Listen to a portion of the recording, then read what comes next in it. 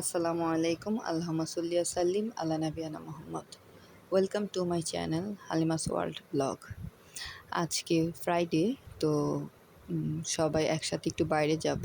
আমাদের একটু বাইরে কেনাকাটার দরকার ছিল। তো কেনাকাটা বলবো মূলত একটা বাহানা। আসলে সবাই একসাথে একটু বাইরে ঘোরাঘুরি আর একটু কোয়ালিটি টাইম স্পেন্ড করাই মেইন লক্ষ্য ছিল। তো সচরাচর আমরা তো সিএনজি দিয়েই যাই, কিন্তু আজকে আমাদের প্ল্যানটা একটু অন্যরকম। আমরা সিএনজি দিয়ে যাব না, আমরা যাব হচ্ছে গিয়ে মেট্রো দিয়ে। কারণ বাচ্চারা এর আগে কখনো মেট্রোতে ওঠেনি। আমার আর ইয়াসফির বাবার বেশ কয়েকবার মানে এর আগে যাওয়া হয়েছে, কিন্তু বাচ্চারা যেহেতু ওঠেনি ওদের জন্যে আমাদের এবার মেট্রোতে করে যাওয়ার প্রিপারেশন। তো আমি যাচ্ছিলাম, এই ফাঁকে আপনাদের ভাইয়া পিছনে খুব প্যান প্যান করছিল। তো আমি আবার চোখগুলো বড় বড় করে তাকে চুপ করে দিলাম। আমার মনে হয় এটা সব বাঙালি মেয়েদেরই একটা হাতিয়ার। পাবলিক প্লেসে হাজব্যান্ড যখন বেশি পকড় পকড় করে তখন তো আর বলা যায় না এই চুপ থাকো। তখন এই চুপ থাকার কাজটা এই চোখগুলো বড় বড় করলেই হয়ে যায়। তো যারা নতুন গৃহিণী আছেন চাইলে ট্রিক্সটা ফলো করতে পারেন। যাই হোক, তো আমরা এখানে অপেক্ষা করছিলাম। তো বাচ্চারা বলছিল যে আম্মু একটা ছবি তুলি। তো ছবি তুললো ওরা। তারপর আমরা মেট্রোর জন্য অপেক্ষা করতে করতে ফাইনালি মেট্রো চলে আসছে। তো যেহেতু বাচ্চাদের প্রথমবার, বাচ্চারা অনেক বেশি এক্সাইটেড ছিল। ওমর তো বারবার বলছিল আমরা প্লেনে যাব, আমরা প্লেনে যাব। ছোট মানুষ বোঝে না। তারপর আমরা মেট্রোতে উঠে গেলাম।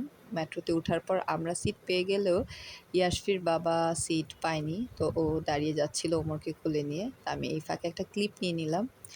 তারপর আমরা চলে আসলাম অন দ্য ওয়ে আমাদের গন্তব্যে, শপিং মলে। এসে আমরা ওখানে কিছুক্ষণ দাঁড়িয়ে কথা টথা বলে খাওয়া দাওয়া করে তারপর ডিসাইড করলাম এখন আমরা শপিংয়ের জন্য প্রিপেয়ার্ড হয়ে যাই।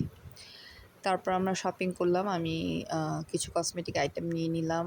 আর ভাবলাম যে আরও কিছু কেনাকাটা হয়েছে, সেটা নাই বলি। তো ভাবলাম যেহেতু এত দূর আসা হয়েছে আমার জন্য একটু পার্টি ওয়্যার নিয়ে নিই। আমার আবার জুতার প্রতি প্রচুর ফ্যাসিনেশন, থাকে না কিছু কিছু মেয়েদের থাকে জামা, কারো কসমেটিক, কারো সাইড ব্যাগের প্রতি দুর্বলতা। আমারও ঠিক এরকমই, জুতার প্রতি কেন জানি প্রচুর দুর্বলতা, ফ্যাসিনেশন কাজ করে। তাই আমার বাবাকে বলছিলাম তুমি আসো, আমাকে একটু চুজ করে দাও। তোর বাবা বললো তুমি দেখো, আমি এসে তোমাকে বলবো না কোনটা ভাল লাগতেছে। তারপর আমরা দুজনে মিলে ডিসাইড করলাম এই জুতাটা আপনাদের সাথে একটু দেখাই, অবশ্যই বলবেন কেমন হয়েছে। তো এই জুতাটা আমার বেশি পছন্দ হয়ে গিয়েছিল।